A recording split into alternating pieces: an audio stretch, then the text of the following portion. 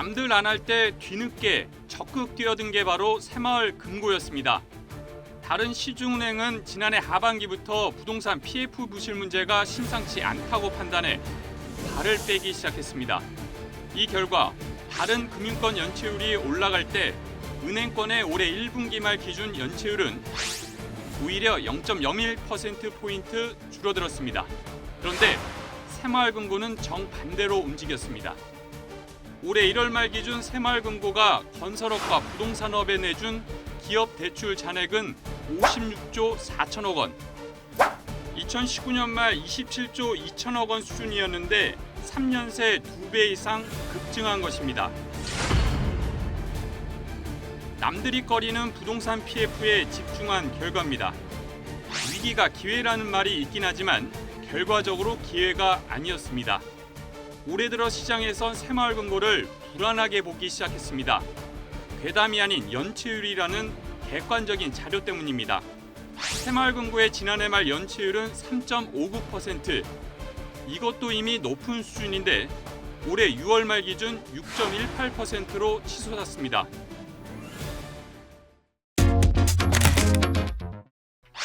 새마을금고가 시중은행과 영업 방식이 달라서 그랬을까? 아닙니다. 영업 방식이 유사한 신협과 농협 등 상호 금융권의 1분기 연체율은 2.42%였는데 이보다도 2배 이상 높은 수준입니다. 고객 입장에서는 당연히 내 돈 못 받는 거 아닌지 불안할 수밖에 없습니다. 가족들이 걱정을 하니까 물어보러 왔어요. 찾으려고 했던 건 아니지만. 결국 지난 3월 위기설이 본격적으로 퍼지기 시작했습니다. 금고돈이 눈에 띄게 빠져나갔습니다. 새마을금고 수진 잔액은 지난해 하반기부터 계속해서 오르다가 올해 2월 265조 2,700억 원으로 정점을 찍었고 4월 258조 2,811억 원으로 두 달 사이 7조 원이나 빠져나갔습니다. 이미 시중에는 새마을금고 위기설이 파다했습니다. 이때까지도 새마을금고 중앙회나 정부 차원에서는 별다른 움직임이 없었습니다. 최근에서야 정부는 믿어달라, 안심하라 호소하고 또 호소했습니다. 새마을금고 건전성에 대한 불안감이 커지자 정부는 지난 6일 범정부 대응단을 구성했습니다. 예적금은 100% 보호받을 수 있으며 필요시엔 정부 차입 등을 통해 충분한 유동성을 지원할 계획이라고 강조했습니다. 취임 1주년을 맞은 김주현 금융위원장도 거들었습니다. 모든 정책 수단을 다 활용해서 새마을금고를 이용하는 국민들에게 재산상의 손실이 결코 발생하지 않도록 해나갈 것입니다. 정부의 안심시키기는 거의 매일 계속됐습니다. 추경호 부총리 겸 기획재정부 장관은 휴일인 지난 9일 서울은행연합회관에서 한국은행 총재, 금융위원장, 행정안전부 차관, 금융감독원장 등과 함께 확대 거시경제 금융현황 간담회까지 열었습니다. 이 자리에서 새마을금고 부실 지점들이 인수합병되더라도 기존 고객의 예적금을 100% 전액 보장하기로 했습니다. 안심하고 돈 빼지 말란 얘기입니다. 말뿐이 아니라 고위 인사들이 몸소 실천했습니다. 김주현 금융위원장이 새마을금고 계좌에 6천만 원을 넣었고 한창섭 행안부 차관도 정기 예금 통장을 개설했습니다. 지난 6일 이후 새마을금고의 뱅크런 즉 예금 인출은 조금 잦아드는 분위기입니다. 정부가 이렇게까지 하는데 일단 믿어보자는 분위기가 반영된 것으로 보입니다. 호소와 함께 허위사실 유포에 대한 강력 대응까지 꺼내들었습니다.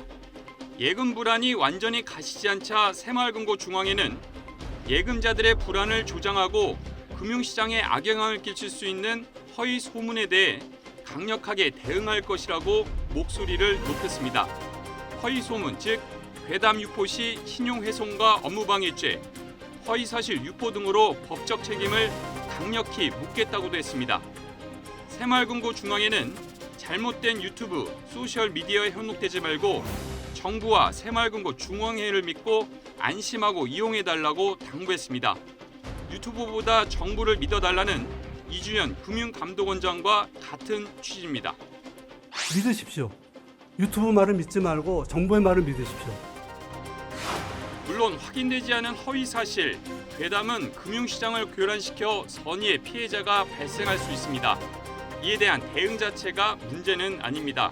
다만 인터넷 공간에서 떠도는 새마을금고 관련 정보가 모두 틀린 것은 아닙니다.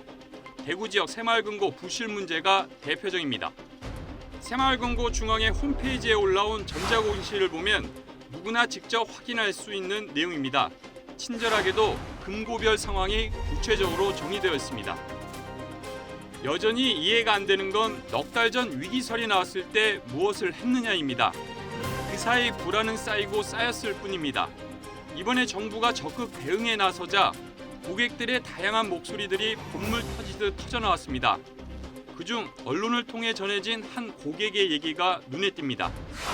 5천만 원까지 예금 보호가 된다면서 안심하라고 하지만 그 말을 들을수록 불안한 기분이다. 신뢰가 생명인 금융시장에서 고객들의 신뢰를 찾을 수 있는 것은 안심하라는 말이 아닌 객관적인 수치와 통계입니다. 새마을금고가 여전히 불안한 건 허위 사실이 아닌 사실입니다. 아직은 말이 더 앞서기 때문입니다. YTN 뉴스를 더 많이 보고 싶으시다면 여기 구독 버튼을 눌러주세요. 추천 영상도 누르면 바로 재생됩니다. 또 뉴스 속보 알림을 받고 싶으시면 휴대폰에서 YTN 앱을 다운로드해보세요. 늘 저희 YTN 뉴스를 시청해주셔서 감사합니다.